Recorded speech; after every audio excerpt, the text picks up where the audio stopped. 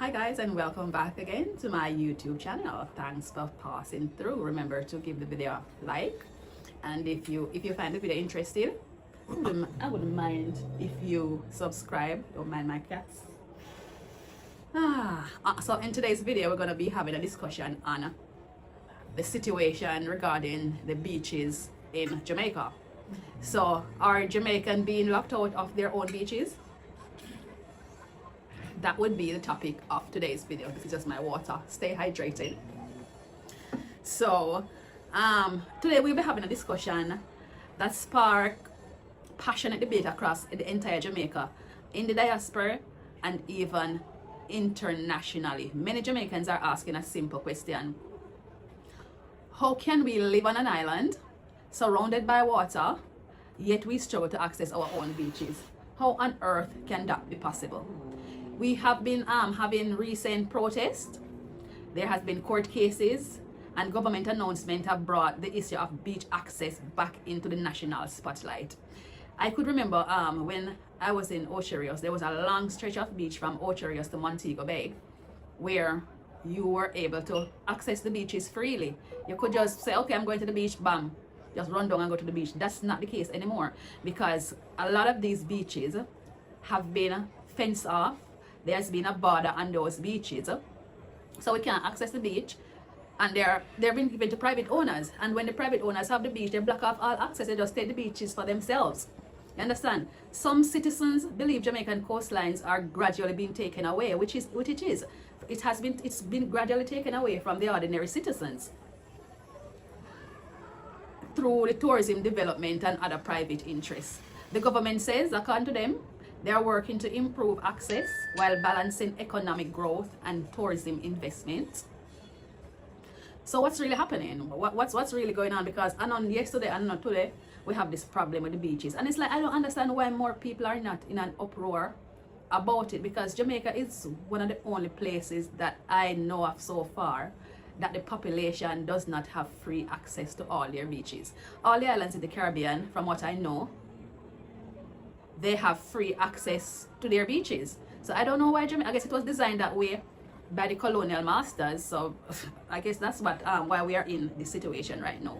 Who is right? And what does it mean for the future of Jamaica? So let's get into it. For generations, the beaches in Jamaica were more than places to swim. They were where, the beaches are places where fishermen launch their boats, families gather on the weekends or even in the week, because I remember every Wednesday I used to take my kids to the beach in Jamaica every Wednesday when I was there, and not to mention on the weekend as well.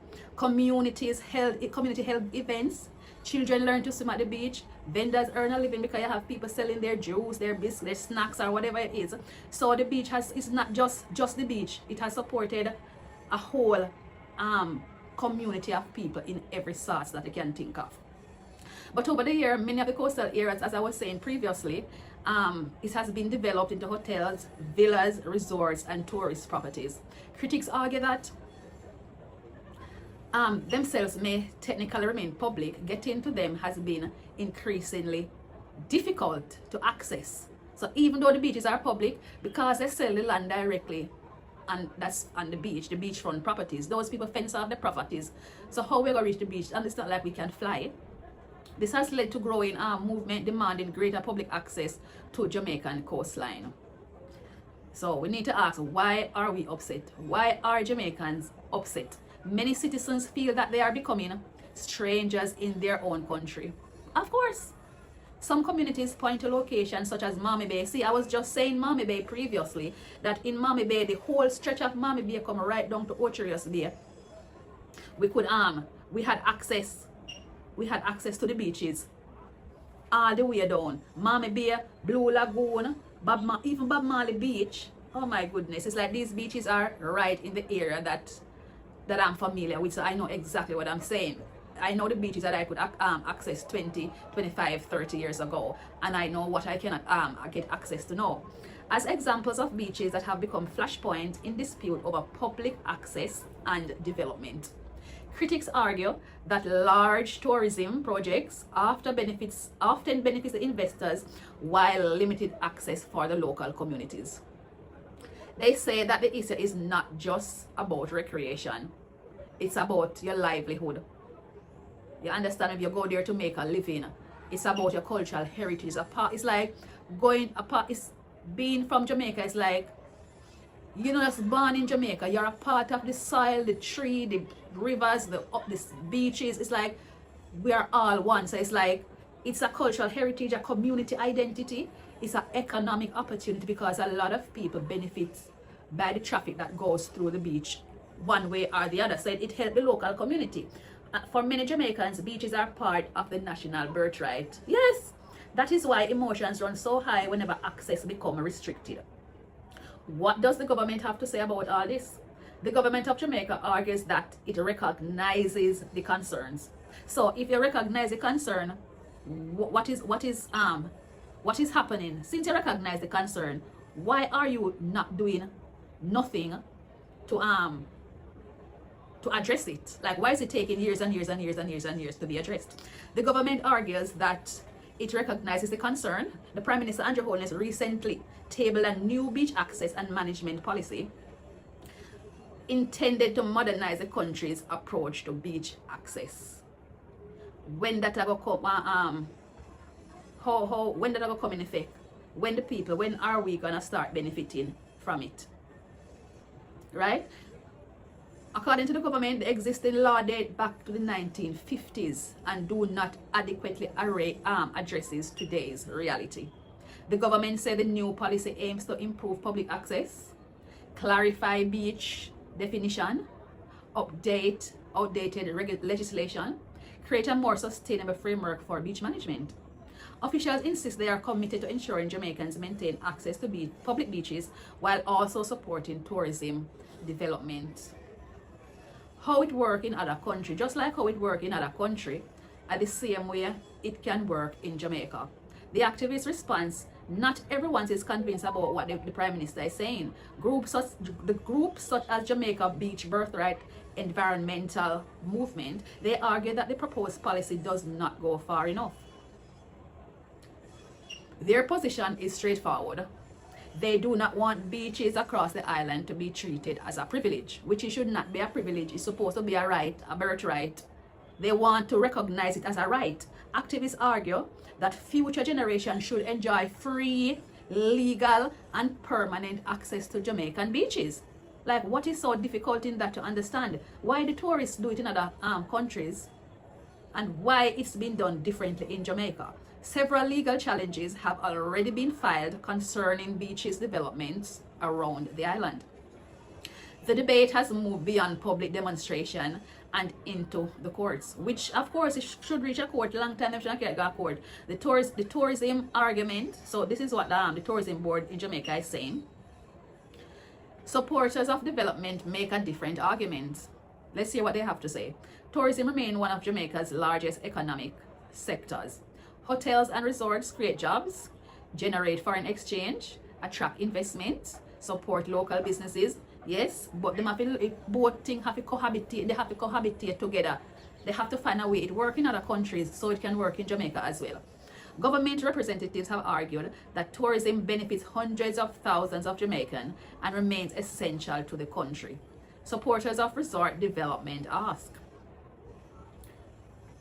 if investors are bringing in billions of dollars into the country, how do we balance access to economic growth how do we balance public access with economic growth? They argue that Jamaica needs tourism investment to remain competitive with other Caribbean destinations. But the bigger question is access versus ownership. One important fact that gets lost in this debate: many people point out that the issue is not necessarily over beach ownership. The real issue is access. Under Jamaican law, much of the foreshore and seabed remain under state control. The challenge is reaching those beaches when the beaches are surrounded by private building and lands and other development. That's where the problem comes in. In other words, a beach may be public, But there's a practical way to get there. So what happened to rights of access? We're not supposed to have right of access. Many people feel the result is the same. So what do we as ordinary Jamaicans do? Across social media, community meetings, and public discussion, a common theme keeps emerging.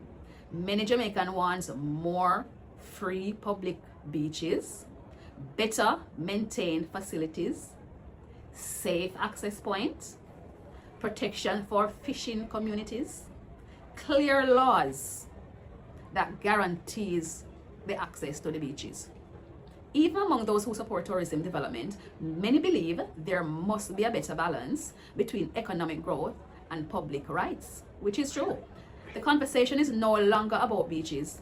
It's about who benefits from Jamaica's development. So coming to the conclusion to this video, the battle over beach access has become one of the most important public discussions in Jamaica today. On one side are those who believe development and tourism are necessary for national growth, which it is. On the other hand, are citizens who believe beaches are a birthright that should never be restricted.